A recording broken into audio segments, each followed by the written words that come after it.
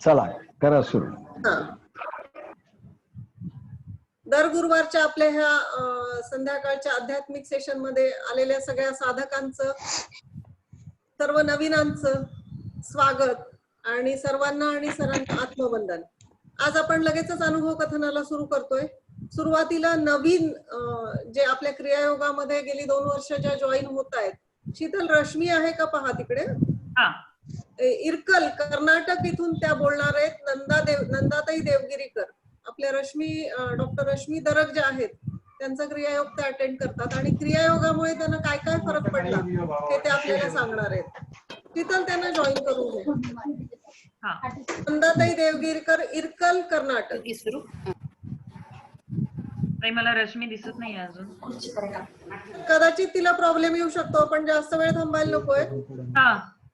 Sir आपण पुढचा सुरू करूया का? हो करा. हा, त्यांना दिसतंय आज थोडं रश्मी बिझी होती, सर्जरी होती. मला असं वाटतं कीर्तीचं घेऊया सर आपण. हो करा सुरू.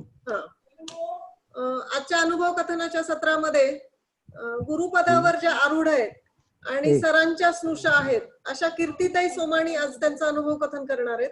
सुरू होऊया. कीर्तीचा परिचय मी वाचून दाखवणार आहे सुरुवातीला. लवकर दे. सरांच्या शब्दामध्ये तो व्यक्त झालाय. सरांनी जे शब्द लिहिलेले आहेत, सरांनी कीर्तीचा जो परिचय लिहिलेला आहे तोच मी वाचून दाखवणार आहे. सगळ्यांनी थोडस लक्षपूर्वक ऐका.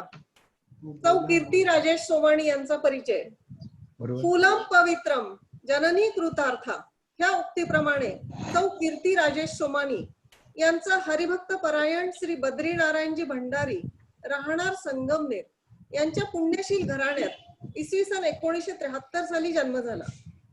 मागील 40 वर्षापासून भंडारी दाम्पत्य सहपरिवार स्वसंचालित माहेश्वरी दिंडीचे चालक मालक बनून आषाढी कार्तिकी समयी संगमनेर, आळंदी, पंढरपूर अशी दिंडी घेऊन जातात. वारकरी संप्रदायात संत म्हणून मान्यता असणाऱ्या व पांडुरंगाच्या चरणी अखंड भक्तिभावाने माथा टेकणाऱ्या घराण्यात जन्म घेण्याचे भाग्य कीर्तीताईंना लाभले. घराण्याकडून भक्ती संस्काराचे पाठ लहानपणीच गिरवायला पाहायला मिळाले. इंग्रजी माध्यमातून BSc DMLT पदवी घेत असताना अनेक खेळांमध्ये प्रशस्ती पत्रके महाविद्यालयीन जीवनामध्ये मिळवले. आळंदी येथे ज्ञानेश्वर जन्म शताब्दी सोहळ्यानिमित्त अतिभव्य दिव्य कार्यक्रम भंडारी कुटुंबाने घेतला होता. तेव्हा महायोगधामचे सद्गुरू ऍडव्होकेट रामेश्वर सोमाणी परभणी यांचे कर्मयोग विषयावरील अतिविशाल जनसमुदायासमोर प्रवचन गाजले. 2 वारकरी संप्रदायातील माऊलींच्या ज्ञानेश्वरीवरील भक्ती प्रेमातून 2 घराण्याचे रूपांतर भावबंधनात झाले. त्या योगे कीर्तीताई कुलवधू म्हणून परभणीत सोमाणी घराण्यात आल्या. हे भाग्य माऊली कृपेने लाभले. त्यांचे सासरे हेच सद्गुरू असे लाभल्याने त्यांनी केलेली साधना, गुह्य प्रयोग, कर्मयोग, बुद्धियोग, ज्ञानयोगा अंतर्गत घेतलेले अनुभव, कुंडलिनी जागृती नंतरचे सर्व प्रयोगातील अनुभूती, परम सद्गुरूंनी दिलेला विश्व स्वधर्म सूर्य पाहोचा संदेश, त्यासाठी श्रीहरी गोविंद प्रतिष्ठान आळंदी येथे संस्थेची स्थापना, साधना शिबिरे या सर्वांचा ताईंशी संपर्क आला. अशा सिद्ध गुरु परंपरा व आशीर्वाद सद्गुरु प्राप्त आज्ञा घराण्याची स्नुषा बनण्याचे भाग्य कीर्तीताईंना लाभले.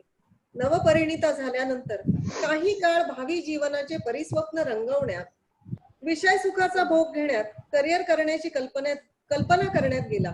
पण सद्गुरु सानिध्य व साधकांच्या अखंड संघामुळे एकदम जीवनाला कलाटणी मिळाली. पिकते तिथं विकत नाही ही म्हणून ठरायला लागली. भौतिक जीवनात खाओ पिओ मौज करो ह्या धाग्याभोवती नाचणाऱ्या बागडणाऱ्या कीर्तीताई पारमार्थिक जीवनात केव्हा वळल्या हे त्यांनाही कळलं नाही. ती पावले वळवण्यात खरे पुण्यमयी भाग्य लाभले ते गुरुपदावर आरूढ झालेल्या महायोगधामच्या अध्यक्षा सौ अनिता पुणे यांना. गुरु घराण्यात हा वारसा अनेक पिढ्या चालला पाहिजे ह्या त्यांच्या सदिच्छा, संकल्प व मार्गदर्शनाने काम केले. सासऱ्याला सद्गुरू समजून, सासूला गुरुमाता समजून वागावे असे भावबंधन आध्यात्मिक रेशमी धागा जोडण्यात त्या यशस्वी झाल्या. कीर्तीताईंना 5 ऑगस्ट 1998 ला योगदीक्षा मिळाली. कुंडलिनी देवात्म शक्ती उदयाला आली. साधनेद्वारे दिव्य व देवलोकीचे अनुभव सुरू झाले. कर्मयोग, बुद्धियोग, ज्ञानयोग असा प्रवास सुरू झाला. दिव्य अनुभव घेताना आपल्याला भगवंताने कोणत्या हेतूने ह्या गुरुघराण्यात कुलवधू म्हणून पाठवले याची जाण आली. गुरु सद्गुरु मधील फरक दाखवणाऱ्या ध्वनिफितीद्वारे सद्गुरु प्रवचन ऐकण्यातून, भक्तीच्या ध्वनिफिती ऐकण्यातून मुळातील गुणसंपदेला विवेक वैराग्याची फुंकर मिळाली. त्या प्रभावाने कीर्तिताई पूर्ण शक्तीनिशी परमार्थ चढणीच्या दैवी चेतन साम्राज्यात गतिमान झाल्या. योगधामने संशोधित केलेला आरोग्यदायी क्रियायोग शिकवणे, मधून मधून काही विषयांवर दिलेली व्याख्याने, ज्ञानेश्वरीवरील प्रवचने व शैली साधकांना श्रोत्यांना मंत्रमुग्ध करू लागली. काही साधकांनी व श्री गुरूंनी ज्ञानेश्वरीवरील प्रवचने द्यावीत हे त्यांना सुचवले व त्यांची वाणी मराठी, इंग्रजी आणि हिंदी भाषेमधून प्रवाहित झाली. सरांची आज्ञा विश्व स्वधर्म सूर्य पाहो होण्याचा व त्या काळासाठी कार्यरत होण्याचा आदेश भगवान ज्ञानेशांनी मोदी ऋषी परंपरेला दिलेला असल्याने तो आदेश कीर्तिताईंनी झेलला. सद्गुरु परंपरेच्या साधनेची, श्री गुरु माऊलींच्या आशीर्वादाची चेतन किरण गतिमान झाली. कृपावंत, दयावंत असणाऱ्या विश्व योगमयी राजराजेश्वरी राधिका राणीने ह्या बालिकेला आपल्या कृपाछत्राखाली आराधिनी शक्तीच्या साधनेकरिता ओढले. कीर्तिताईंचा आध्यात्मिक प्रवास आधी शिखर मग पाया असा उलट झालाय. भक्ती योगातून ज्ञान कर्मयोगाकडे झालाय. ह्याचे कारण अनंत जन्माच्या पुण्याईने आराधिनी शक्तीच्या उपासनेकरिता लागणारे परमप्रेमाचे भावतरंग सुप्त अवस्थेत मुळातच आलेले होते. म्हणून कमी वेळेच्या साधनेत साध्य होणारी संवित संधिनी शक्तीचे कष्टसाध्य फळ सहजच मिळायला लागले. सुरुवातच प्रेमशक्तीने साधना प्रवेश होऊन भक्ती योगात प्रवेश करताना सहजच कर्मयोग ज्ञानयोगाचे दरवाजे उघडले गेले. हे एखाद्याच साधकाच्या भाग्यात गवसते. पूर्व जन्मीच्या पुण्याईने मिळालेला प्रेमसाठा जवळ असण्याच्या स्थितीमुळे त्यांच्या मानस मंदिरामधील उठणाऱ्या प्रेममयी आनंदमयी भावतरंगामुळे ताईंचे बाह्य व्यक्तिमान दीप्तिमान झाले. त्यांच्या भावछटा शरीरावर, चेहऱ्यावर उदयमान झाल्या. त्या पाहूनच साधक ह्या गुरुपदावर आरूढ साधिकेकडे आकर्षित झाले आणि होत आहेत. माता माहेश्वरीने जे सुंदर सद्गुणी व्यक्तिमत्व विकसित केले त्याचे थोडक्यात वर्णन काव्यमय भाषेत करायचे झाल्यास खालील प्रमाणे आहे. प्रसन्न मुद्रे तू हसते, चेहऱ्यावर अरुणिमा प्रगटते. प्रसन्न मुद्रे तू हसते, चेहऱ्यावर अरुणिमा प्रगटते. नेत्रांजनातून सुधा वर्षिते, प्रभु चरण विंद नित्य पाहते. नेत्रांजनातून सुधा वर्षिते, प्रभु चरण विंद्य नित्य पाहते. मधुर भावांचे हार घालिते, मनो मंदिरी तू प्रभु पूजिते. मधुर भावांचे हार घालिते, मनो मंदिरी तू प्रभु पूजिते. हृदयांतरी वसंत फुलविते, दिव्य स्पर्श शक्ती जागविते. हृदयांतरी वसंत फुलविते, दिव्य स्पर्श शक्ती जागविते. मदन कांती अंगी तळपते, बोली तुझिया मधुरिमा प्रगटते. मदन कांती अंगी तळपते, बोली तुझिया मधुरिमा प्रगटते. नयन कटाक्षे जन आकर्षिते, ईश मिलनाचे स्वप्न पाहते. नयन कटाक्षे जन आकर्षिते, ईश मिलनाचे स्वप्न पाहते. प्रीती भाव स्वप्नी जागविते, प्रीत फुलांना चरणी अर्पिते. राधा गोविंद नित्य स्मरते, मधुरा भक्ती प्रति चरण चालते. प्रीती भाव स्वप्नी जागविते, प्रीत फुलांना चरणी अर्पिते. राधा गोविंद नित्य स्मरते, मधुरा भक्ती प्रति चरण चालते. वरील वर्णनातून, वरील काव्यात्मक वर्णनातूून दर्शनीय व्यक्तिमत्वाचे दिव्य भावना अंगाचे प्रगटीकरण स्वरूप दिसते. चेहऱ्यावर देखे अखंडित प्रसन्नता, येथे माऊलीचे वचन सार्थ दिसते. प्रत्येक शब्दाचा उच्चार सहज बोलण्यात असो की प्रवचनाच्या रूपात असतो, इतका आनंद, प्रसन्नता अशी झळकते की चेहऱ्यावर लावण्याची नव्हाळी व अरुणिमा प्रगटते. नेत्रातून करुणा, प्रेम, कल्याणमयी भावधारेचा वर्षाव होतो. व्यवहारात व साधनेत नित्य कृष्ण राधा स्मरण साधते. तसेच दिव्य स्पर्श अनुभूती, रूपध्यान प्रयोगाने मधुर भावांचे सतत जागरण, तसेच मनोमंदिरात मानस पूजा घडते. ही साधिका आपल्या तपोबलाने सिद्ध अवस्थेकडे झेपावते आहे. आकर्षक, लुभावणे, चुंबकीय आभामंडल विकसित व्यक्तिमत्व साधकांना खिळवून ठेवते, हवीहवीशी वाटते. सौंदर्याची आवड नवपिढीला साजेसे राहणीमान व्यक्तिमत्व फुलवते. आपल्या अंगिक सद्गुणांनी तपोतेजाने ही साधिका गुरुपदावर योगारूढ झाली आहे. साधकांची कुंडलिनी शक्ती जागृत करून त्यांना मार्गदर्शन करून समाधी बोधापर्यंत पोहोचवण्याचे सामर्थ्य असणारी, तसेच अलौकिक दिव्य अनुभव देणारी योग सम्राज्ञी आहे. वागण्यात सहजता, निर्मळ मन, निगर्विता, समतायुक्त ममतामयी दृष्टीमुळे साधक शिष्यांना मार्गदर्शन घेण्यास भीती वाटत नाही. निसंकोचपणे साधक केव्हाही आपली व्यथा अडचणी व्यक्त करताना दिसतात. बरेच साधक लाभान्वित होताना दिसतात. देव सद्गुरूंवर अविचल निष्ठा, नितांत श्रद्धा, अपेक्षा रहित अशी आहे. नित्य व्यवहार कर्मात गुह्य आध्यात्मिक प्रयोग करून अखंड दिव्य अनुभूती घेत असते. सदोदित गोकुळ वृंदावनातील गोपी भावात रममाण होण्याची किमया साधली आहे. सदोदित गोकुळ वृंदावनातील गोपी भावात रममाण होण्याची किमया साधली आहे असे वाटते की गोलोक स्वामींनी महाराणी राधिकेच्या कृपाछत्राखाली मधुरा भक्तीकडे ही बालिका प्रवाहित होत आहे. विशेष म्हणजे नवीन भेटणाऱ्या व्यक्तींना अति थोड्या समयात योगधामचे कार्य, सामर्थ्य व अनुभव पटवताना दिसते. सहज बोलण्यातून, प्रवचनातून माता सरस्वतीची वाणी प्रवाहित होताना दिसते व श्रोते धन्यता अनुभवताना दिसतात. साधक साधनारत राहून उत्कर्षाप्रती जावा ही तळमळ कृती व उक्तीतून दिसते. आपल्याला मिळालेला हा दिव्य ठेवा हा निवांत एकट्याने भोगण्याकरता नाही, तो वाटण्यात आहे ही जाण आहे.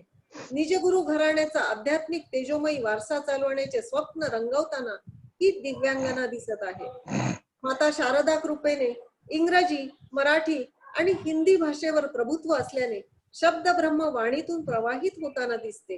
आपणही सर्वजण ह्या भाग्यवंताच्या सत्संगात येऊन महायोगधामचे साधक होऊन हा दिव्य प्रासादिक ठेवा अनुभवावा हीच प्रभुचरणी प्रार्थना.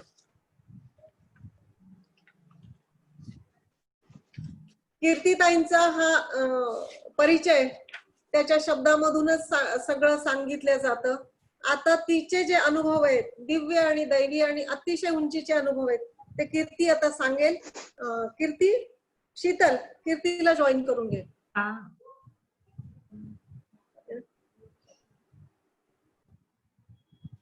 ठीक आहे, आवाज येतोय? हो. सरांना आणि साधकांना माझे आत्मवंदन. खरे तर अनुभव कथन करताना भावस्थिती आणि मनस्थितीचा आणि दैनंदिन प्रयोगाचा विचार करणे महत्वाचे आहे. कुंडलिनी जागरणानंतर अनुभव यायला सुरुवात होते. आता खरं तर कुंडलिनी जागरण म्हणजे काय, तर कुंडलिनी जागरण केव्हा होते, ज्यावेळेस सिद्ध सद्गुरू भेटतात त्यावेळेस साधकांची कुंडलिनी जागृत होते. पण अनुभव घेत असताना कीन ऑब्झर्वेशन ठेवणे गरजेचे आहे. कीन ऑब्झर्वेशन, खरं तर कीन ऑब्झर्वेशन म्हणजे काय, तर कीन ऑब्झर्वेशन म्हणजे सूक्ष्म लक्ष आत शरीरामध्ये व बाहेर व्यवहारामध्ये ठेवणे व ते शब्दात मांडणे खरं तर अवघड आहे पण अशक्य नाही. आता कीन ऑब्झर्वेशन आत शरीरामध्ये आणि बाहेर व्यवहारामध्ये म्हणजे नेमके काय, प्रतिकूल स्थिती केव्हाही अनुकूल होते. संकट हळूहळू कमी होतात, पण ते कसे कमी होतात हे आपल्याला कळत नाही. म्हणून सूक्ष्म लक्ष ठेवून ते शब्दात मांडणे खरं तर अवघड आहे पण अशक्य नाही. आता कुंडलिनी जागरणानंतर ज्ञानेश्वरीतील 4 योगाचे म्हणजेच कर्मयोग, राजर्षी योग, ज्ञान योग म्हणजे बुद्धी योग आणि भक्ती योगाचे अनुभव यायला सुरुवात होते. हे अनुभव मी तुम्हाला सिक्वेंटली सांगणार आहे, पण त्याच्या अगोदर ज्या वेळेस मी नांदेडला होते त्यावेळेस एकदा साधनेमध्ये असताना मला गुरु कृपामुळे योगधामच्या प्रचारासाठी काही गोष्टी क्लिक झाल्या. ते म्हणजे क्रियायोग, न्यूट्रिशन, मेडिटेशन अँड काउन्सिलिंग. क्रियायोगामध्ये काही क्रिया डेव्हलप करून त्याला मी न्यू लुक दिलं. आता क्रियायोग म्हणजे काय? तर क्रियायोग म्हणजे जे आसन, योगासने, प्राणायाम हे शिकवले जातात, हे आपणही करतो आणि स्वतःहून हे योगासने क्रिया आपण करतो. म्हणजे आपण हे कसं करतो? आर्टिफिशियली करतो. म्हणून हा योग आर्टिफिशियल आहे, कृत्रिम रीतीने करतो, म्हणजे कृत्रिम हा योग आहे. त्यामुळे खर तर गरज नसतानाही आपण हे करतो, म्हणजे कृत्रिम रीतीने करतो. म्हणून हा योग, यालाच क्रियायोग म्हणतात. आता या क्रियायोगामध्ये बॉडी टॉक्झिन्स म्हणजे विषारी पदार्थ जे शरीरात असतात ते बाहेर फेकले जातात. म्हणजेच आता विषाणू पदार्थ म्हणजे कोणते कोणते? तर काही गॅसेस आणि ऍसिड्स. काही गॅसेस मध्ये कार्बन डायऑक्साइड गॅस, हायड्रोऑक्साइड गॅस आणि ऍसिड्स मध्ये ऍसिटिक ऍसिड्स हे शरीरातून बाहेर फेकल्यानंतरच ऑक्सिजन लेवल वाढते. ऑक्सिजन लेवल म्हणजे प्राण ऊर्जा शक्ती, प्राण शक्ती ही वाढते आणि द बॉडी गेट्स ऑक्सिजनेटेड आणि शरीर रोगमुक्त होतो. कारण ऑक्सिजन लेवल वाढली, प्राण शक्ती वाढली की ऑटोमॅटिक शरीर रोगमुक्त होत जातो. काही क्रिया मी इन्व्हेंट केल्या, संशोधन केल्या आणि काही सरांनी तर खूप काही इन्व्हेन्शन केले. आता रोज मी सरांबरोबर क्रियायोग करते. वेगवेगळे प्रयोग सरांनी क्रियायोगामध्ये डेव्हलप केले आहेत. त्यामुळे शरीरात इन्स्टंट प्रचंड शक्तीचा संचय होतो, फिजिकल स्टॅमिना वाढतो. त्यामुळे साधनेमध्ये अफाट स्थिती येते. शवासन करताना उठावसे वाटत नाही, प्रचंड ऊर्जा सेल्स मध्ये जाणवते. मी साधक असल्याने ह्या ऊर्जेला योगाग्नी असे म्हणतात. क्रियायोगासाठी खरं तर एकच कोट आहे, and that quote is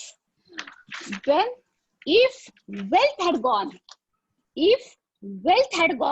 nothing had gone. If wealth had gone, nothing had gone. If character had gone, something had gone. But if health had gone, everything had gone. हेच मराठीमध्ये सांगते की जेव्हा if wealth had gone, nothing had gone म्हणजे काय? नेमकं संपत्ती गेली तरीही, पैसा गेला तरीही काही होत नाही, आपण ते परत मिळवू शकतो. If character had gone, something had gone. जर आपलं काही चरित्र गेलं असेल, मान सन्मान गेला असेल, ते परत आपण मिळवू शकतो. काहीतरी गेल्यासारखं होतं. But if health had gone, everything had gone. म्हणजे जर आपलं निरोगी शरीर नसेल, जर शरीरमध्ये रोगराई असेल, म्हणजे सगळंच गेल्यासारखं होतं. परत ते लवकर भेटत नाही, निरोगी शरीर लवकर भेटत नाही. मी नांदेडमध्ये क्रियायोगाचे क्लासेस घेते. माझे 2 बॅचेस चालतात, सकाळी आणि संध्याकाळी. क्रियायोगामुळे आपण सहज लोकांना कम्युनिकेट करू शकतो. And now we are getting the best results. कारण आपण पाहतो जिथं क्लासेस चालतायत तिथून अमेझिंग रिझल्ट्स आपल्याला भेटतायत. आता माझ्या क्लासेस मधले मी काही तुम्हाला उदाहरण सांगते. एक डॉक्टर प्रीती मुंदडा म्हणून होती, तिला ऍसिडिटीचा भयंकर प्रॉब्लेम होता, पण तिने इव्हन 100 डॉक्टरांना कन्सल्ट केलं होतं. Can you imagine? 100 डॉक्टर्स, तरी तिची ऍसिडिटी कमी झालेली नव्हती. ज्यावेळेस ती माझ्याकडे आली, महिन्याभरात क्रियायोग आणि न्यूट्रिशनमुळे तिची ऍसिडिटी कमी झाली. दुसरं म्हणजे डॉक्टर नरवाडकर, निलिमा नरवाडकर, हिच्या मेंदूमध्ये मुंग्या येत असे. म्हणजे ज्यावेळेस ती झोपत असे रात्री तर सरळ झोपली तरी मुंग्या येत असे, राईट साइड किंवा लेफ्ट साइड झाली तरी मुंग्या येत असे. तर ती म्हणजे तिला रात्रभर तिला झोप नसेल. ज्यावेळेस ती माझ्याकडे आली, क्रियायोग आणि न्यूट्रिशनमुळे तिचं महिन्यातून फरक पडला. मुंग्या येणे टोटल बंद झालं आणि ती तर फार खुश होती. तिसरं म्हणजे स्वाती धूत ही हाऊसवाईफ आहे आणि तिला सायनस आणि मायग्रेनचा बराच त्रास होता. म्हणजे कुठून जरी ती बाहेरून आली की तिला सायनस आणि म्हणजे मायग्रेन इतकं उठायचं की ती पॅनिक व्हायची. पण 15 ते 20 दिवसात तिचं सायनस आणि मायग्रेन कमी झालं. असे हे उदाहरण माझ्या बॅचेस मध्ये आहे. आणि आता मी न्यूट्रिशन बद्दल सांगते. न्यूट्रिशन मध्ये आपलं न्यूट्रिशन तर इतकं बेस्ट आहे. त्याच्यामध्ये चर्वण तर्पण जे माझ्या मते, मी चर्वण तर्पणला एकच सेंटेन्स मध्ये सांगते, it is one of the best solution for many problems. आणि मी न्यूट्रिशन मध्ये 2 भाग डिवाइड केलेत. One is basic nutrition and one is advance nutrition. आता बेसिक न्यूट्रिशनला मी न्यू लुक दिलं आणि ऍडव्हान्स न्यूट्रिशनला पण न्यू लुक दिला. ऍडव्हान्स न्यूट्रिशन मी का हे साईड केली, कारण त्याच्यामध्ये देहशुद्धी देहशुद्धीचे आपण जे प्रयोग देतो ते प्रयोग मी ऍडव्हान्स न्यूट्रिशन मध्ये दिले. त्याच्यामध्ये मी साधकांसाठी आणि जे साधक नाहीत त्यांच्यासाठी वेगवेगळे डाएट प्लॅन काढले. त्या डाएट प्लॅन मुळे बॉडी रिज्युनेट होते, बॉडी प्युरिफाईड होते. आणि खरं तुम्हाला मी त्याच्यासाठी बेस्ट उदाहरण म्हणजे आपली साधक आहे दीपू साळे, जी नांदेडमध्ये राहते. तिने म्हणजे तिचं वेट 88 होतं, 88 kg. महिन्याभर पूर्वी तिचं वेट 88 kg होतं. आणि ज्यावेळेस तिने मला फोन केला तर त्या म्हणजे महिन्याभर पूर्वीच मी तिला एक मिक्स्ड डाएट प्लॅन दिले. ज्यावेळेस तिचं वेट 88 kg होता, तिने ते तंतोतंत फॉलो केलं आणि त्याच्यामधून तिने 8 दिवसातच 2.25 kg कमी केलं, 2.15 kg. Really it's amazing. म्हणजे 1 महिन्यात आपल्या न्यूट्रिशनमुळे आणि योगामुळे 5 kg सहज कमी होतो. तरी तिला लहान मुलगा असल्या कारणाने ती क्रियायोग रोज करू शकत नाही. म्हणजे तिने फक्त न्यूट्रिशनमुळे आपले diet plan, mix diet plan दिल्याने तिचं 2.25 kg 8 दिवसात कमी झालं.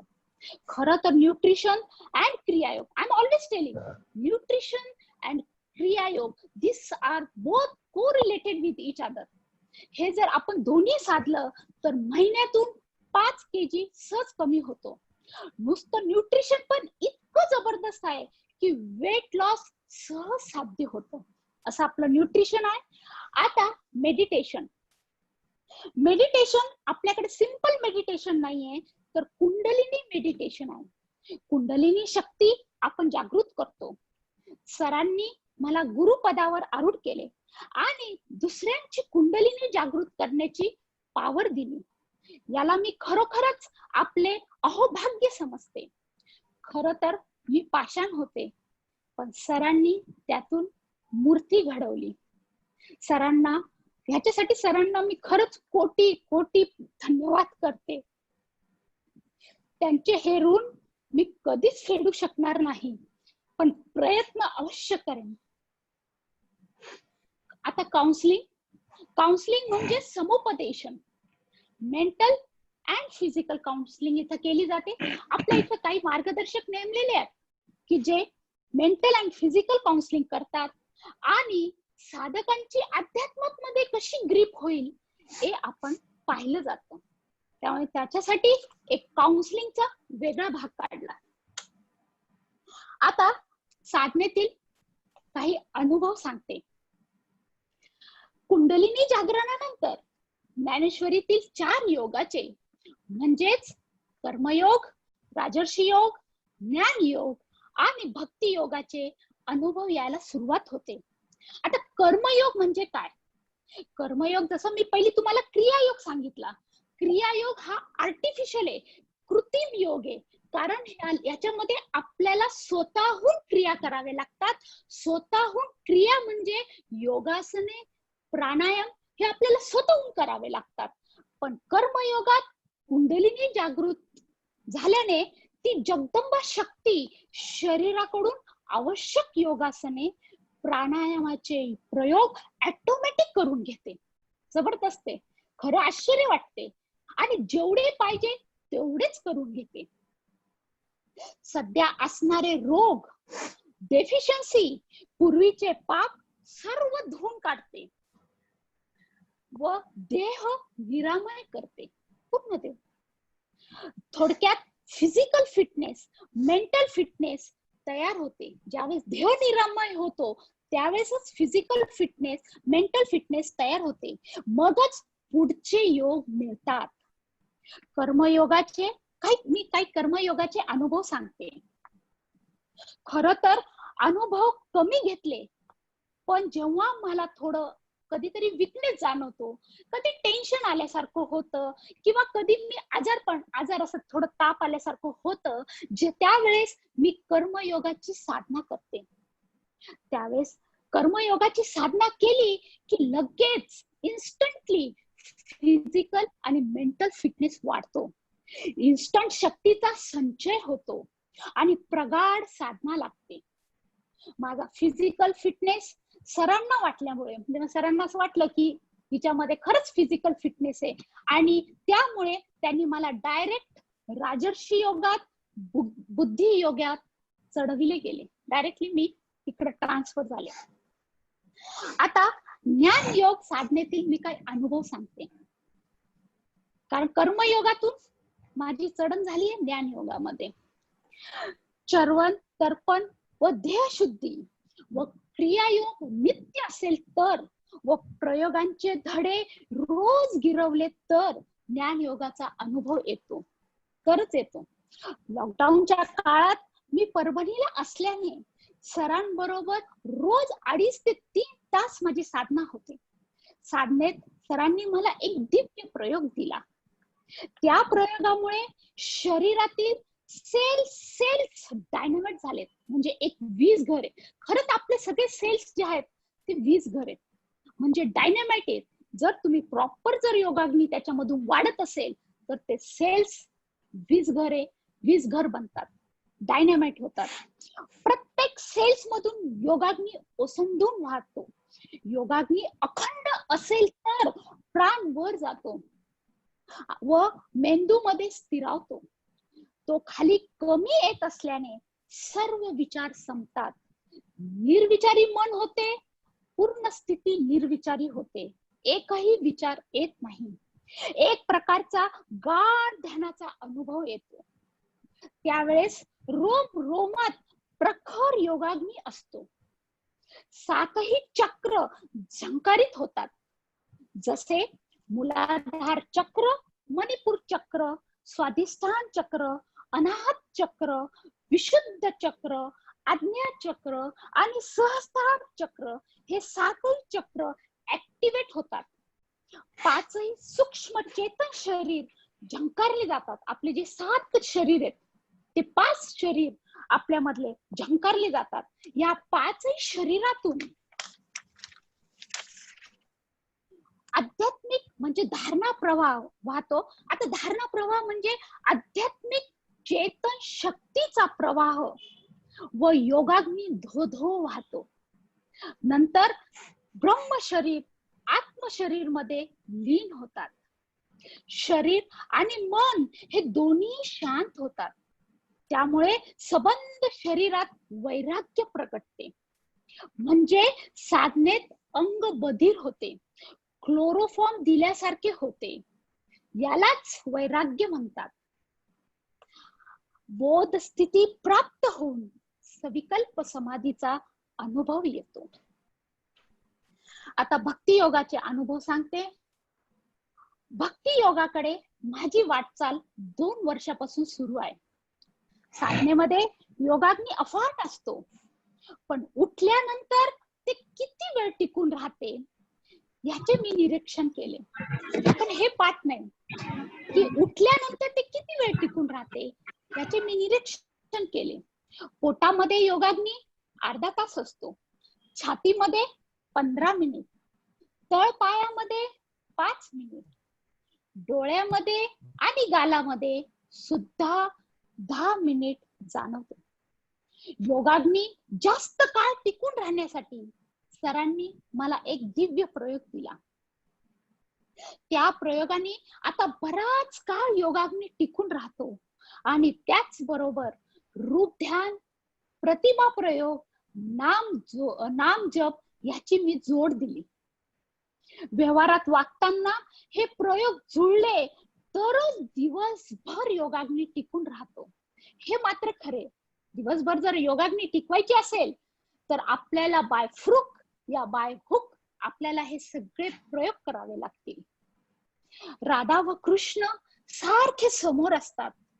कृष्णाच्या बासुरीची धून मला सारखी ऐकू येते. त्यामुळे भावस्थिती व मनस्थिती चांगली राहते. अपडाऊन्स होत नाही. खरं अपडाऊन्स म्हणजे काय? आज श्रद्धा वाढली की उद्या कमी होते. आज प्रेम वाढलं की उद्या कमी होतो. याला अपडाऊन्स म्हणतात. हा एक ग्राफ आहे, याला अपडाऊन्स म्हणतात. पण आपण जर हे प्रयोग व्यवस्थित जुळवले, तंतोतंत जुळवले तर आपला ग्राफ एकदम प्लेन राहतो, अपडाऊन्स होत नाही. कृष्ण राधेचा दैवी स्पर्श म्हणजे ज्यावेळेस पूर्ण दैवी स्पर्श, कृष्ण आणि राधेचा दैवी स्पर्श सारखा जाणवतो, म्हणून स्थिती टिकून राहते. या प्रयोगामुळे स्वभावामध्ये खूप बदल झाला. खरंच खूप बदल झाला. हे मी सांगते, लॉकडाऊनच्या पूर्वी हे सगळे प्रयोग मी करत होते, पण पाहिजे तेवढी ग्रिप नव्हती. कारण मनात जरी किंचित विकार असेल तर प्रयोग जमत नाही व साधना ग्रिप घेत नाही. जसे माझे विकार नाहीसे होत गेले तसे प्रत्येक अँगल मधून माझी ग्रिप झाली. पूर्वी मला मनासारखे नाही झाले तर चिडचिडपणा होत असे, किंबहुना प्रत्येक वस्तूवर आणि व्यक्तीवर प्रेम वाढत नव्हते. प्रेम कमी होते, कमी जास्त होत होते. आता मात्र चिडचिडापणा जाऊन प्रेम वाढायला लागले. प्रेम, आनंद, उत्साह वाढायला लागला. टेन्शन लेस स्थिती आली. कॉन्फिडन्स वाढला. प्रॉब्लेम्सला फेस करण्याची हिम्मत वाढली आणि मन शांततेकडे अग्रेसर होऊ लागले. आता ध्येयशुद्धीनंतर काय काय झालं, कसे कसे मी प्रयोग केले हे मी तुम्हाला सांगते. ध्येयशुद्धीचे प्रयोग सरांबरोबर केले. खरंच हा खूप छान टाइम होता. कधी कधी वाटतं लॉकडाऊन झालं ते खूप चांगलं झालं. सरांबरोबर ध्येयशुद्धीचे प्रयोग करायला भेटले हे माझं स्वतःचं मी भाग्य समजते. ते करताना जाणवले की जोपर्यंत शरीर शुद्ध नाही तोपर्यंत साधना आणि प्रयोग जुळत नाही. गाडी केव्हाही पंक्चर होते. म्हणूनच म्हणतात ना, साधिता पोटोबा भेटतो विठोबा. आता ध्येयशुद्धीचे इफेक्ट सांगते. ध्येयशुद्धीच्या प्रयोगामध्ये मी एनिमा, एरंडेल तेल, एरंडेल गोळी, चूर्ण याचा वापर करते. पोटातील घाण साचलेली बाहेर निघते. जी घाण साचलेली असते खूप दिवसापासून ती पूर्णपणे बाहेर निघते. घाण जसजशी बाहेर जाते, आवाज येतोय का? हो. घाण जसजशी बाहेर जाते तस तसा योगाग्नी भडकतो. साधनेत बसावसे वाटते. खूपदा असं पहिली होत होतं की साधना करावीच वाटत नव्हती आणि 2 तास तर होत नव्हती, 1 तास बसवायची. पण आता या ध्येयशुद्धीच्या प्रयोगामुळे की खरंच साधनेत बसावसे वाटते. भूक लागत नाही. चर्वतर्पण खाण्यामुळे तृप्ती होते. अर्ध्या पोळीमध्ये, थोड्या भातामध्ये भूक संपते. अखंड उत्साह शरीरामध्ये असतो. साधनेला पोट रिकामे पाहिजे, म्हणजे खाव खाव वाटू नये. पचनाचा भार पोटावर पडू नये. खाल्लेले अन्न घाणीच्या रूपात त्वरित बाहेर पडते. तेव्हाच अग्निरूपी देव प्रगटलेचा अनुभव येतो. अग्निरूप माझा सखा नारायण असे तुकाराम महाराज सांगतात. माझ्या शरीरावर आता काय परिणाम झाले ते सांगते. अनावश्यक जाडी कमी झाली, शरीर आखीव रेखीव झाले असे लोक म्हणतात. शरीर हलके झाले, स्किनवर चकाकी, मऊपणा, तेज आले, केस कोमल चमकदार बनले, हेमोग्लोबिन वाढले, डोळ्यात तेज आले. आता दैवी अनुभवामध्ये काय फरक झाला ते सांगते. हे फार महत्वाचं आहे की ध्येयशुद्धीनंतर दैवी अनुभवामध्ये काय फरक झाले ते सांगते. पूर्वी मी दिलेले प्रयोग करायचे, आठवण आली तर करायचे, नाहीतर अनेक वेळा विसरून जायचे. आता त्या प्रयोगांची अशी सवय झाली की अखंड भगवंताचे स्मरण, रूप ध्यान, शरीरात बळ वाढल्याने प्राण वर जाऊन स्थिरावतो, अखंड योगाग्नी असतो. खर तर ज्ञान योगापर्यंत आपल्याला भगवंताची, सद्गुरूंची आठवण करावी लागतात. ते प्रतिसाद देतात की नाही हे माहिती नसते, पण भक्ती योगामध्ये स्वतः भगवंत आपली आठवण करतो. आपण प्रयोग जर विसरलो तर प्रयोगांची सुद्धा आठवण करून देतो. सारखी प्रयोगांची आठवण करून देतात. यावर कबीर म्हणतात, कबीरांचं एक सुंदर मला आठवतं. कबीरा मन निर्मल करे, कबीरा मन निर्मल करे, जैसे गंगा के नीर, पाछे पाछे हरी फिरे, कहत कबीर कबीर. कबीर म्हणतात की मन निर्मल करे. मन निर्मल करणे म्हणजे ज्यावेळेस मन निर्मळ होतो म्हणजे ध्येय शुद्ध करणे. आता मन कसं निर्मळ होईल? ज्यावेळेस ध्येय शुद्ध होईल, आणि ज्यावेळेस ध्येय शुद्ध होईल त्यावेळेस रक्त शुद्ध होईल, आणि रक्त शुद्ध झाल्यानंतरच मन शुद्ध होते, बुद्धी शुद्ध होते. हे आपले सगळे प्रयोग गिरवल्यानंतरच मन शुद्ध होते. जैसे गंगा के नीर, जशी गंगा पवित्र आहे तसं मन होतं, आणि पाछे पाछे हरी फिरे, तसे हरी आपल्या माग. आपल्याला देवळात जाण्याची गरज नाही, स्वतः भगवंत येईल and he will ask where is the house of so and so. सरळ ते आपल्या मागे येतील, आपल्याला त्यांच्या मागे जाण्याची गरज नाही. आता पुढचं सांगते. गोपी भावात मी जास्त रमते, वेणुनाद सारखा ऐकू येतो, राधाकृष्णाचा स्पर्श, सद्गुरूंचा स्पर्श सारखा जाणवतो. मी गोलोकात असते हा भाव रात्री झोपेत असतो. याचा एक अनुभव सांगते. एकदा रात्री झोपण्यापूर्वी मला तीव्र इच्छा झाली की मला गोलोकात जायचंय. मी कृष्णाला खूप प्रार्थना केली. अश्रुधारा सारख्या वाहत होत्या, अश्रुधारा सारख्या वाहत होत्या, आणि मी सारखं प्रार्थना करत होते. प्रार्थना करता करताच मी त्या योग निद्रेत गेले. माझी स्थिती इतकी गाढ होती. आवाज येतोय का? हो. माझी स्थिती इतकी गाढ होती की पूर्ण बॉडी सेन्सेशन लेस झाली, काही सेन्सेशन नव्हतं.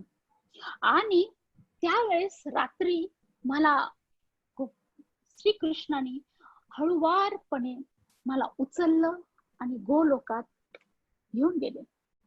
कारण काय झालं होतं, ज्यावेळेस मी सकाळी उठले शरीरामध्ये सेन्सेशन हा जाणवतच नव्हता, इंद्रियातून सेन्सेशन नव्हता, आणि मला असं भास होत की मी या शरीरामध्येच नाही, मी कोणत्या तरी शरीरामध्ये आहे असं मला वाटत.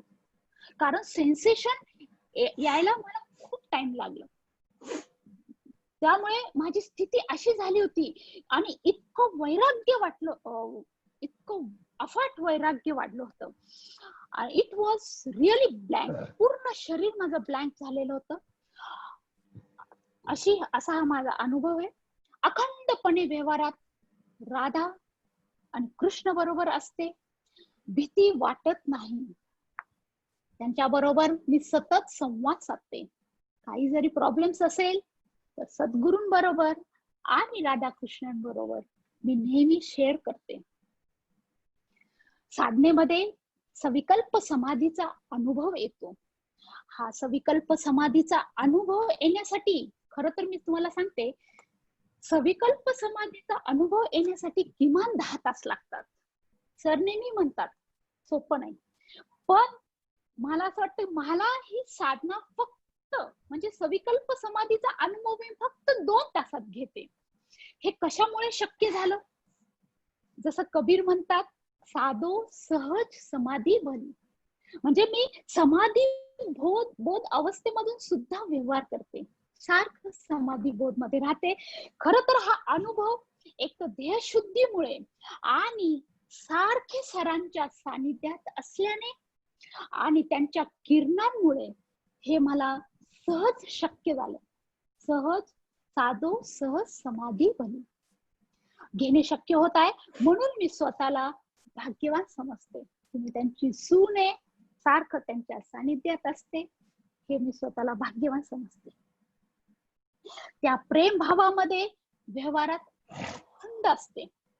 दैवी स्पर्श जरी नित्य नसेल, आता हा दैवी स्पर्श नेहमी जाणवत नाही, म्हणजे नेहमी नसतो, नित्य नसतो.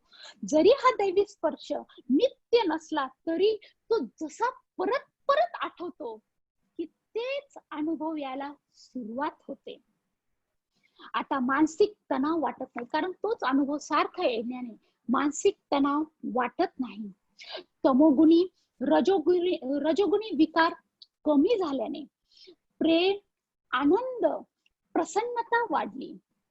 म्हणून माऊली म्हणतात ना, देखे अखंडित प्रसन्नता. ही जी माऊलींची ओवी आहे, मला वाटतं मी सार्थक ठरली माझ्यासाठी. अशी स्थिती मला आलेली आहे. या आध्यात्मिक प्रवासामध्ये अनिताताई व मम्मीजींनी मला साथ दिली व मला प्रोत्साहनही दिले. हे माझे अनुभव नवीन साधकांसाठी क्लिअर पिक्चर असेल असे मला वाटते. आणि या नवीन साधकांनो, तुम्ही या, जसं मी हा अनुभवाचा प्रसाद घेतलाय तसं तुम्हीही घ्या, तुम्हीही घेऊ शकता, तुम्हालाही भेटेल. हे समजून त्यांचं पिक्चर क्लिअर झालं असेल असे मला वाटते. हे समजून अजून एक राहिलं की मी एक छान सद्गुरूंवर एक 4 लाईन सांगू इच्छिते.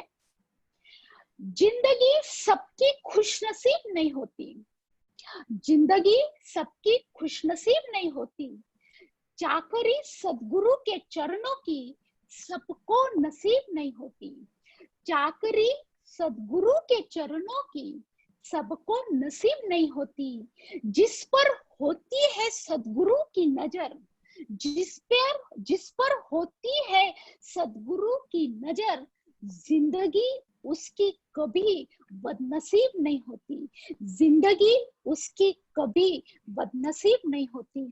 हे सांगून मी माझा अनुभव कथन संपवते. Thanks everyone.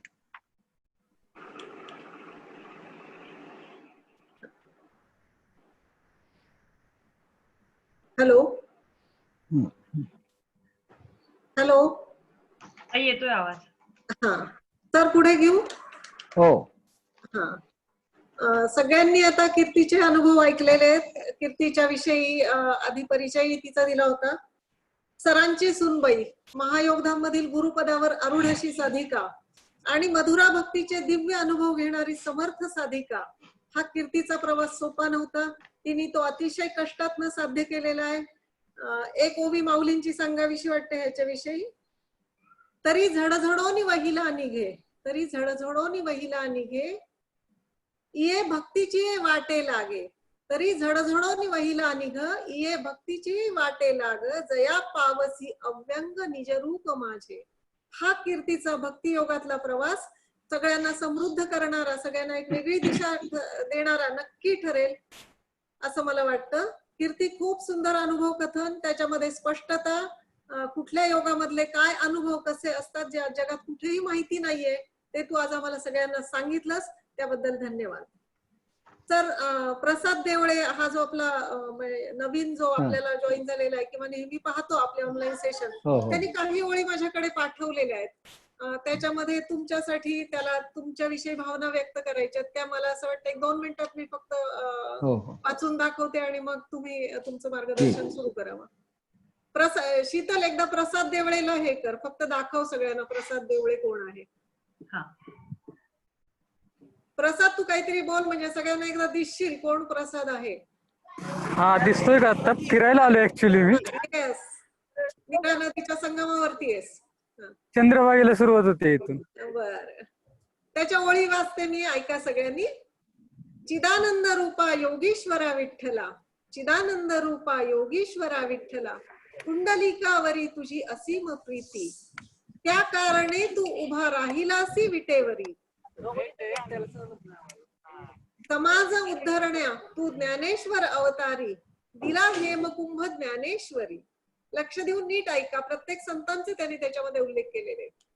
संजीवनी होऊनी आळंदी क्षेत्री, लीला दाविसी कलियुगी, संजीवनी होऊनी आळंदी क्षेत्री, लीला दाविसी कलियुगी, भानुदास कुळी आला, भानुदास कुळी आला, नाम धारण करुणी एकनाथ,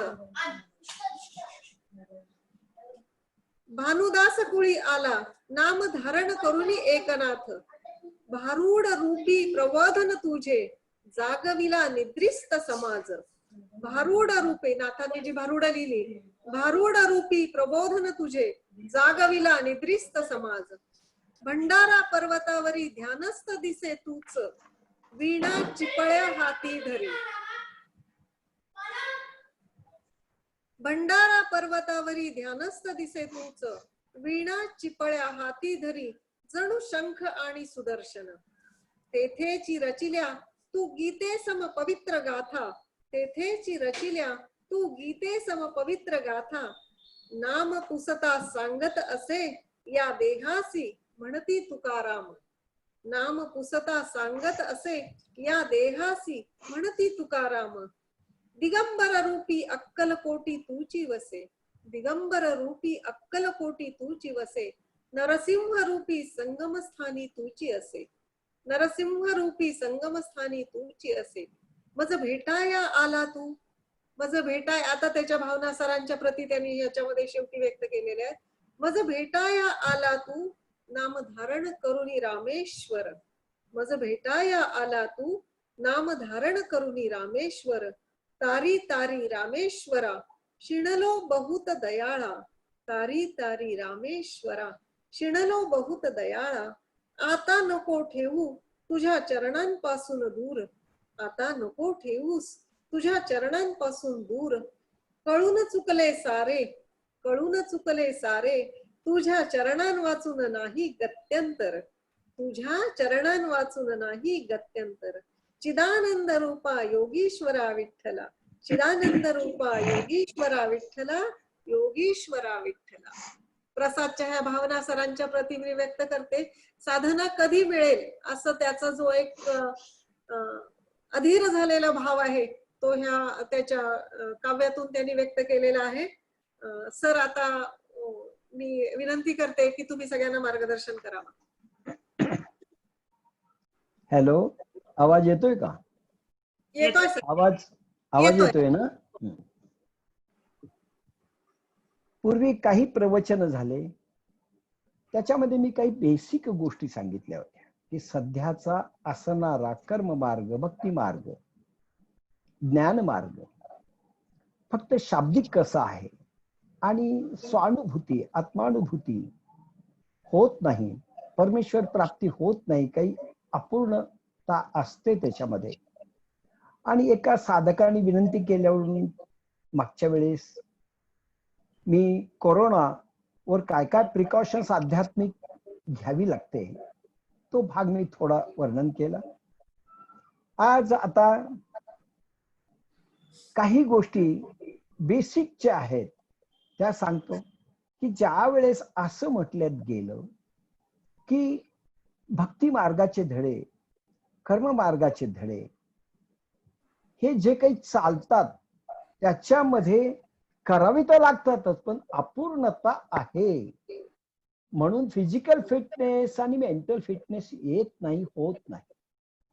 आणि ते प्रयोग कोणकोणते सध्या जगात चाललेले आहेत सांगतो. भक्तीच्या रूपात जे प्रयोग रूढ झालेले आहेत ते म्हणजे होम हवन. हे पूर्वापार चालत आले, तेच आताही चालत येत आहे. होम हवन ही एखाद्या वेळेस नवरात्रीमध्ये होम करायचा, सप्तशती पाठ करायचा. कोणीतरी बोलतंय, डिस्टर्ब येतोय.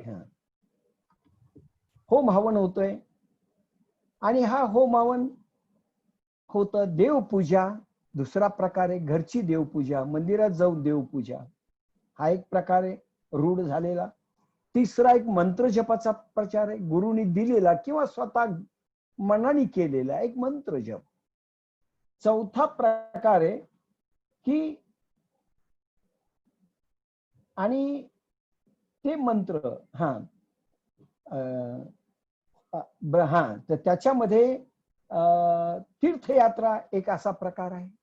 तीर्थाला जाणं, तीर्थाटन करणं, गंगा स्नान करणं आणि स्वतःला धन्य समजून घेणं. त्यानंतर एक भागवत श्रवण हा 5वा भाग येतो. भागवत कथा श्रवण करायच्या, रामायण कथा श्रवण करायच्या, महाभारत कथा हे सगळं श्रवण करायचं, श्रवण भक्ती. त्याच्यात एक कीर्तन येतं, कीर्तनाचा भाग येतो. पारायण करणं, मग ज्ञानेश्वरीचे असो, दासबोधाचे असो, तुळशीकृत रामायणांचे असो, सुंदरकांडांचे असो, हे प्रवचन जगात चाललेले आहे. पाठ आणि पारायण आणि भजन, टाळ मृदंग घेऊन भजन असेल, गीत गायन असेल, सुंदर आवाजामध्ये भजन असतील, प्रेमपूर्ण भावामध्ये प्रगटीकरण त्या भजनांचं असेल, एवढेच प्रयोग रूढ आहेत खऱ्या अर्थानं. आता होम हवन च्या लिमिटेशन सांगतो काय आहे. होम हवन फार फलद्रूप होताना दिसत नाही आणि त्याचा रिझल्ट काय हा एक भाग सांगतो. होम हवनामध्ये होम असणारी जागा पवित्र असली पाहिजे. आता पुष्कळ वेळेस आपण आपल्या घरी होम करतो, घरच्या अंगणामध्ये करतो किंवा बाहेर करतो किंवा अजून कुठे करतो. ती मुळात जागा पवित्र आहे का, आपलं असेसमेंट आपल्याला नसतं. आपल्या घरी होम व्हावा एवढीच कल्पना असते आणि जागा अपवित्र असेल तर फेल जातं.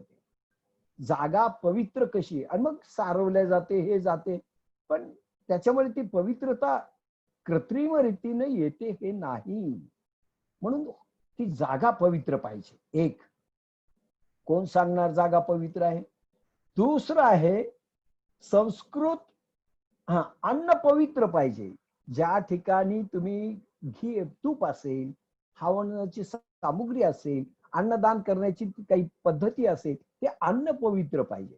पवित्र अन्न म्हणजे करप्शन मधून मिळालेलं नाही, अजून कुठल्या प्रकाराने नाही, हिसकावून घेतलेलं नाही, ओढून आणलेलं नाही आणि पवित्र पाहिजे. आपल्या मेहनतीचं, आपल्या याच्यातलं. ते कोण ठरवणार? कठीण आहे. सध्याच्या काळात अजून कठीण आहे. कमाई पवित्र पाहिजे. आता सांगितलं मी ते. वेदी विज्ञान युक्त पाहिजे. वेदी म्हणजे होमकुंड जे बांधायचं, किती बाय किती, किती इंचावर, किती पद्धतीने, किती उंच, त्याच्यामध्ये लहरी मंत्रांनी निर्माण होतात. ते होमकुंड अतिशय पवित्र आणि वैज्ञानिक रीतीने, ते कोणी सांगत नाही, सध्या उपलब्ध नाही ती स्थिती. काय असावं, ते कसं असावं. त्यानंतर होम करणारे ब्राह्मण पवित्र, शुद्ध, शरीराचे, मनाचे, बुद्धीचे पाहिजे. आता हे कुठून आणायचे? आणि ब्राह्मण तर 4 घरी जेवतात. हे ब्राह्मण संस्कृत येतं म्हणून आपण आणतो, जातीचे ते ब्राह्मण असतात एवढंच. बाकी ते मंत्र कसे म्हणतात, त्यांचे उच्चार कसे आहेत, संस्कृत उच्चार कसे आहेत, हे आनंदी आनंद आहे. सगळे मंत्र ते म्हणत नाहीत आणि त्याच्यामुळे त्यांचं ते होम ब्राह्मण पवित्र कसं. खरं म्हणजे यज्ञ कोण करत होते पूर्वी? ब्रह्मनिष्ठ, ब्रह्म साक्षात्कारी झालेले आणि वेदनिष्ठ, श्रोत्रिय आणि ब्रह्मनिष्ठ. अशी श्रोत्रिय म्हणजे वेदांचा ज्यांचा पूर्ण अभ्यास झालेला आहे, पूर्ण ज्ञान ते सांगू शकतात, शब्दज्ञान, त्याला श्रोत्रिय म्हणतात. म्हणजे तुमच्या सगळ्या शंका देखील त्यांनी निरसन केल्या पाहिजे, एवढी त्यांची ताकद पाहिजे. आणि अनुभवजन्य ब्रह्मसाक्षात्कारी झालेले पाहिजे. त्यावेळेस ते इन्व्हेन्शन होत होते त्या काळात. द्रौपदी त्याच्यातनं प्रगटलेली आहे. राम जन्माच्या पूर्वी दशरथाला त्याच्यातनं प्रसादान जे मिळालं ते त्याच्यातनं ते मिळालं प्रसाद, आणि त्याच्यामुळे ही मुलं झाली. आणि शस्त्रास्त्र प्रगटीकरण होत असे, कारण ते ब्रह्मनिष्ठ आणि श्रोती, ते फक्त ब्राह्मण नव्हते, ऋषी होते, सायंटिस्ट होते, आध्यात्मिक सायंटिस्ट म्हणा त्यांना. आता असे पाहिजेत. आता ते नाहीत, निदान ब्राह्मण शुद्ध पाहिजे सध्याचा. आता त्यांचा देह पवित्र पाहिजे. इथं तर देह कोणाचेच पवित्र नाहीत, आणि ब्राह्मणांचे तर असतातच असं तेही कबूल करणार नाही. आता त्यामुळं तेही फेल जातं त्यांचे मंत्र. यजमान पवित्र पाहिजे. आता हा डाके मारून जर आणले आणि त्यांनी होम हवन केलं, आता त्याचं कसं पवित्र असेल तो, त्याचं आणि तमोगुणी रजोगुणी स्वभावाचे असतात, त्यांचं कसं ते शरीर, आताच कीर्तीने सांगितलं ना तुम्हाला, शरीर मन बुद्धी शुद्ध कशी होते, देह कसा पवित्र होतो, ते त्या कुटीतच बसत नाही. त्यामुळे तो जो अनुभव, ते मंत्रांची फ्रिक्वेन्सी आत ओढण्याची ताकद यांच्यात नसते, म्हणून ते फेल्युअर जातं. आणि शेवटी आणि भावपूर्ण रीतीने हेही ऐकत नाहीत, आणि ते ब्राह्मणही सांगत नाही. भावपूर्ण, प्रेमपूर्ण, त्यांच्याबद्दल प्रेमाचं संपुट देऊन ते मंत्र निघतायत असं नाहीये. त्यामुळे देवी तिथं प्रगट होणार असेल तर पळून जाते, असा सगळा भाव येतो. आणि त्याच्यामध्ये शेवटी काय, अरे 100 अश्वमेध यज्ञ श्रोत्री आणि ब्रह्मनिष्ठ ऋषींनी केल्यानंतर फक्त स्वर्ग प्राप्ती आहे, इंद्र प्राप्ती आहे. म्हणजे भौतिक सुख मिळेल, आध्यात्मिक सद्गुरू मिळून तुम्ही पूर्ण व्हाल, हे यज्ञामध्ये नाही, हे सांगतोय.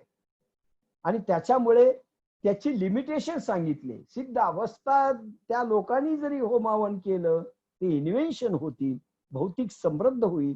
परंतु साध्या लोकांनी केलं, थोडंफार पुण्य लागेल, स्वर्गामध्ये तुमचा प्रवेश होईल, आणि नरकामध्ये देखील होईल. त्याच्यामुळे सगळं पाप कटल्या जातं असं नाही. आता सेकंड येतं, आता नाम जपाकडे थोडं वळतो. खरं म्हणजे त्याच्या अगोदर मी देवपूजा हे सांगतो. आपल्या घरामध्ये आपण देव आणलेले असतात, त्यांची आपण रोज नित्य पूजा करतो. मंदिरामध्ये जाऊन तिथे आपण पूजा करतो. देव कसा माहीत आहे, कोणी घडवलाय, दगडाचा देव, मूर्ती साकार केलेला देव. आता हाही देव पूजा युगानुयुगे चालली. अनंत जन्मापासून आम्ही मानव देह धारण केल्यानंतर देवपूजा करतोय. फायदा किती झाला? अनंत जन्मात आमची पूर्णता झाली नाही. आता ही देवपूजा वैज्ञानिक रीतीने होते का, प्रश्न असा आहे. तुकारामांनी एक अभंग सुंदर लिहिला, करावी ती पूजा म्हणेची उत्तम, लौकिकाचे काम काय येथे. अरे गंध अक्षदा हे बालाभ्यास आहे, मनाने पूजा करा. मनाने कसं, उदाहरणार्थ सांगतो तुम्हाला, की भगवान शंकराची पूजा करायची. आता हे दूध पाणी टाकलेलं तो देतो, मध ऍसिड युक्त असतं, सगळ्या वस्तू अडल्टरेटेड. त्या भगवान शंकराला कशा स्वीकारतील भगवान? फुलं रासायनिक याच्यातून निर्माण झालेले. मग मानसिक काय करू आपण? स्वर्गलोकातून फुलं तोडून एक मोठं फुल ज्याच्या सुगंध आहे आणि ते अर्पण करायचं, मानसिक पूजा. अरे स्वर्गामध्ये आपण सगळं स्वर्गातल्या वस्तू आणून करू, आणि हिऱ्याचं तामन करू, सोन्याचं तामन करू, ते आपण अर्पण करू भगवंताला. करायचं तर असं की आपले फटीचर दिवे ओवाळायचे. म्हणून मनाच्या ताकदीनं सगळं करायचं, आणि ते प्रभूला जास्त आवडतं. मानस पूजा म्हणतात त्याला. म्हणजे जड वस्तू, जड देव आणि जड मंत्र म्हणत असताना पूजा बालवर्गाची होते, आणि त्याच्या पुढे मानस पूजा ही थोडी दिव्यतेकडे जाते. आणि त्याच्यातनं रामकृष्ण परमहंसाच्या त्या मंदिरामध्ये, काली मातेच्या मंदिरामध्ये काली देवी त्या दगडातून प्रगट होत असे, ते विज्ञान कोणतं आज लुप्त आहे. आजही काली माता आहे. रामकृष्णानंतर ती प्रगट झाली, विवेकानंदांना दिसली, त्याच्यानंतर कोणाला दिसली असं एक जणही समोर आलं नाही. आणि ती काली माता आजही उभी आहे कलकत्त्याला, नाही होत. त्याचं कारण प्रगटीकरण करण्याची भावशक्ती, मूर्ती हा प्रयोग आहे. आणि त्या मूर्तीमधून भगवान चेतन प्रगट करायचा, जसं नरसिंहाच्या खांबातून यांनी केला होता प्रगट प्रल्हादानी, त्याच्याकरता तो प्रयोग दिलेला आहे. ती साधना काय, ती पद्धती काय सांगणारे गुरु नाहीत. आणि त्यामुळे प्रयोग बरोबर जुळत नाही, म्हणून ते तिथे कमजोरी राहिली आपली. त्यानंतर आता मंत्र जप येतो. आता त्याच्यामध्ये एक नामस्मरण येतं पहा. नामस्मरणामध्ये, आता नामस्मरणाच्या अगोदर ते पुढच्या वेळेस एखाद्या वेळेस सांगेल, मंत्र जप येतो. मंत्र जपामध्ये काय होतं, मंत्रांची अशी एक त्याच्या अर्थाला महत्व नाही, त्याच्यामधून निघणाऱ्या ध्वनी लहरीला महत्व आहे. स्फोटक ध्वनी लहरी निघतात, चेतन ध्वनी निघतात. उदाहरणार्थ गायत्री मंत्र, अर्थाच्या दृष्टीने जर पाहिलं, त्या मंत्राला अगदी साधा अर्थ आहे, हे भगवंता बुद्धी आमची प्रगल्भ कर, बुद्धी दे, फार काही असं नाहीये. परंतु हा इतका विस्फोटक मंत्र आहे, कोण म्हणतो, कशा पद्धतीने म्हणतो, त्याच्या फ्रिक्वेन्सी तशा होतात. एका सेकंदात प्रकाशाचा वेग 1,86,000 मैल आहे. 1,86,000 मैल एका सेकंदात. अमेरिकन लॅबोरेटरीनं असं सांगितलं एका काळी की 2,10,000 वेव्ज एका सेकंदात निघतात, ध्वनी लहरी, फ्रिक्वेन्सी गायत्री मंत्राच्या. आणि हा विस्फोटक मंत्र आहे, एका सेकंदात 2,10,000 लहरी. पण घेतो कोण त्याच्यावर आहे. एखादा सिद्ध पुरुष जर ते मंत्र म्हणत असेल, त्याच्या फ्रिक्वेन्सी अजून कॅल्क्युलेट झालेल्या नाहीये, ती कशा होतात. एक साधा भक्त करत असेल, प्रेमपूर्ण जर भक्त त्या फ्रिक्वेन्सी करत असेल, त्याचं काय. अगोदर हेच मंत्र होते, त्याच्यातनं अग्निअस्त्र निर्माण झाले, प्रजन्यास्त्र निर्माण झाले, ब्रह्मास्त्र निर्माण झाले. कारण त्यांची फ्रिक्वेन्सी निर्माण करण्याची ताकद होती ध्वनी लहरीच्या ताकदीच्या. आज ते आम्ही फेल्युअर आहोत त्याच्यामध्ये. आज हे शाब्दिकच उरलंय. आणि त्या फ्रिक्वेन्सी आणि नीट उच्चार झाले पाहिजे त्या मंत्रांचे, त्याचा इफेक्ट. म्हणजे करू नये असं नाही, पण आपण कुठे कमी पडतोय सध्या, वैज्ञानिक भाग कसा कमी पडतोय, सांगणारे सापडत नाही, म्हणून सांगतोय. करावं लागणार आहे सर्वसाधारण लोकांना. हे मंत्र जपाचं आहे. अहो, मंत्र जपातनं पूर्वी गायन केलं जायचं. दीप राग गायला की दिवे लागत होते. तानसेन आणि बैजू बावरांच्या कथा अकबरांच्या काळातल्या तुम्हाला माहिती आहे, इसवी सन 1500 वर्षापूर्वीची घटना आहे. त्यावेळेस लालखा पर्यंत, औरंगजेबाच्या काळात लालखा होता, त्यांनी मल्हारराव गाऊन पाऊस पाडला होता. पण लालखा नंतर कोणीही, साधारण माणसंही उठून जातात, पाऊस तर पडत नाही, दिवेही लागत नाही, माणसं उठून जातात त्या गायनामध्ये. कारण कुंडलिनी जागृत होती या लोकांची. तानसेने हरिदासांचे, सिद्ध पुरुष हरिदास होते, आणि गायनातून ते गेले. म्हणून मी ती सांगलीची अर्चना बियाणी म्हणाली ना, की मला गायनातून जायला सांगितलं. अरे म्हणलं, देव डोलला पाहिजे, माणसाला काय डोलवते, देव प्रसन्न झाला पाहिजे. का नाद ब्रह्म आहे, नाद ब्रह्म ही उपासना आहे. भगवंत डोलला पाहिजे, भगवंत रिझवल्या गेला पाहिजे, आणि त्यांनी अफाट शक्ती ओतली पाहिजे. कारण वेणुनाद भगवंताचा आहे, हे लक्षात घ्या. तर याच्यामध्ये आपण काय म्हटलं की त्याच्यामधनं मंत्र जप येतो, आणि त्याप्रमाणे भाव लहरी देखील निर्माण करता आल्या पाहिजे.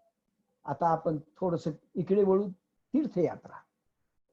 तीर्थयात्रेमध्ये काय, गंगा आज घाण झालेली, यमुना घाण आहे, हजारो कोटी हे वरून बरोबर नाही.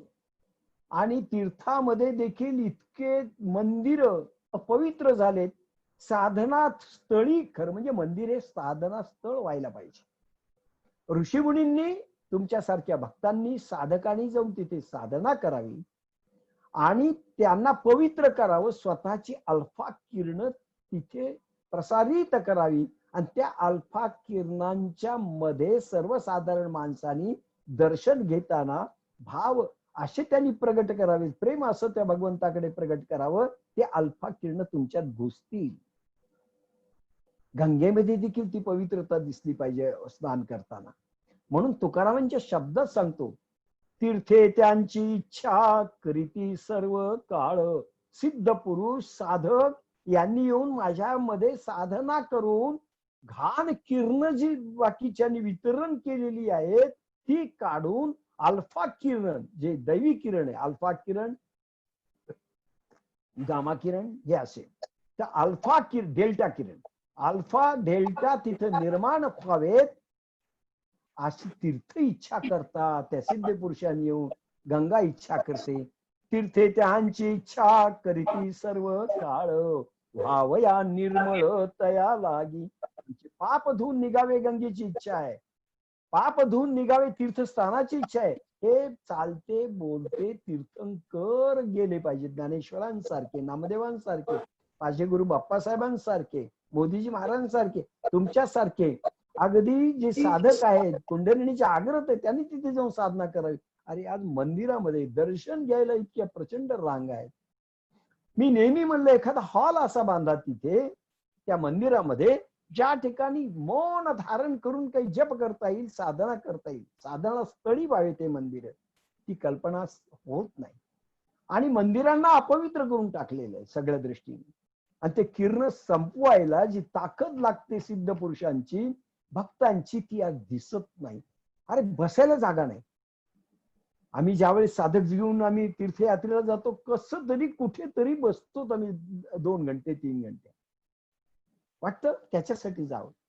बाप्पासाहेब म्हणायचे, सुरुवातीला भक्त आहोत का, तर किरण घ्यायला जायचं, दैवी प्रसाद, दैवी तेज घ्यायला मंदिराकडे जायचं. आणि तुम्ही भक्त आणि सिद्ध पुरुष झाले तर द्यायला जायचं त्या मंदिराला आणि त्या याला. चालते बोलते तीर्थंकर म्हणून जैनांनी स्वतःच्या सिद्ध पुरुषांना तीर्थंकर म्हटलंय. जयाचे नाव तीर्थ रावो, चालते बोलते तीर्थ, दर्शने प्रशस्तीसी ठावो, जयाचे निसंगे ब्रह्म भावो, भ्रांता सवी, जयाचे नाव तीर्थ रावो. तीर्थांचे चालते बोलते तीर्थंकर, त्यांचं दर्शन घेतलं त्या तीर्थापेक्षा जास्त पवित्र आहे. ते जिथे राहतात त्या स्थानांचं दर्शन, ते जिथे चालतात त्या पावलांचं वर दर्शन, त्या गावांचं दर्शन, हे सगळं गुरुगीतेमध्ये येऊ आहे. ते नंतर तुम्ही पाहू शकाल. तर अशा रीतीने तीर्थस्थान आज राहिलेले नाहीत. मी जातोय ह्या भावनेने जातोय, अरे या ठिकाणी भगवान कृष्ण नाचले, बागडले, त्यांचा प्रवास झाला, त्यांची माती, त्यांचे धुलीकण इथे आहेत म्हणून जायचं, ती पवित्र. पण त्या भावनेने गेलं तर तिथे फायदा होतो. अरे या वृंदावनामध्ये आज जरी वृंदावन त्या स्टाईलचं नसेल तर इथे राधा आलेली आहे, गोपिका आलेल्या आहेत, त्यांची दृष्टी पडलेली आहे. असा भाव घेऊन गेलं पाहिजे. पण माणसं तशी जात नाही. एक साधिका होती, तिने मला तिथून विचारलं, कन्याकुमारीहून सकाळी 6लाच फोन आला, सर सूर्योदय होतोय, आम्ही कसं पाहावं. आणि त्या लाटा, ते समुद्र, तिन्ही वेळचे ते कन्याकुमारीला तिन्ही समुद्र एकत्र येतात आणि सूर्य उगवतो. तो सीन फार मजेदार आहे, सुंदर आहे. कसं पाहू. मी एवढंच म्हटलं, जिसकी रचना इतनी सुंदर ओ कितना सुंदर होगा. हा भाव ठेव. खुश झाले ते ट्रॅव्हलची माणसं. तिने सांगितलं, आमच्या सरांनी असं सांगितलं, जिसकी रचना इतनी सुंदर ओ कितना सुंदर होगा.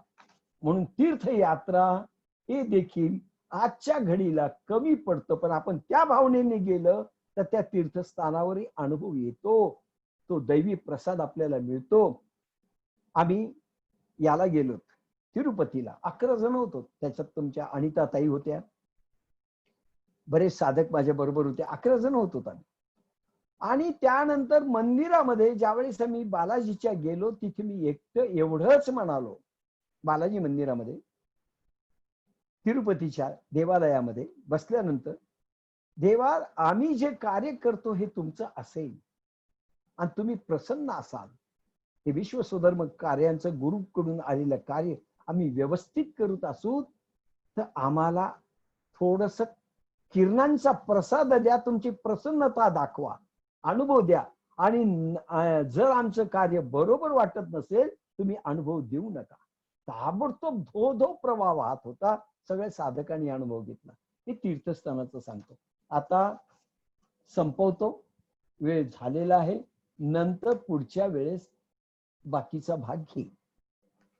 संपवतो. हा, शीतल. शीतल. हा ताई. हा, सरांनी त्यांचं मार्गदर्शन आता संपवलेलं आहे. फक्त साधकांच्या जीवनामध्ये सरांचं काय एवढं हे आहे की सर सगळ्यांना वंदनीय, पूजनीय. सर म्हणजेच आमच्या साधकांचा श्वास आहे एका प्रकारे. तर ते काय आहे, नाथ महाराजांच्या शब्दात सांगते, जो अहोरात्र मनी ब्रह्मज्ञान चिंतनी, एका जनार्दनी तोची वंदा. आज ब्रह्मज्ञानी, ब्रह्म साक्षात्कारी आणि त्याच्याविषयी सर बोललेत, म्हणून नाथ महाराजांच्या ह्या ओळी आजच्या सरांच्या निरूपणासाठी मला अतिशय छान वाटल्या. आता सरांच्या परवानगीने शीतल आपण आजची मीटिंग संपली असं डिक्लेअर करूया. सर्व साधकांना, सर्व नवीनांना आणि सरांनाही पुन्हा एकदा आत्मवंदन. आणि आजची मीटिंग आपण सरांच्या परवानगीने थांबवूया. आणि ज्यांना तुम्ही ते हे केलंय निर्माण ते सांगा. हो, व्हॉट्सअप वरती एक ग्रुप तयार केलेला आहे. नवीन जे नवीन सगळे लोक जॉईन होत आहेत, प्रत्येक वेळी वेगवेगळ्या लिंक 10-15 लोकांना मलाच पाठवाव्या लागायच्या आणि मग कोणाला राहतं काय होतं.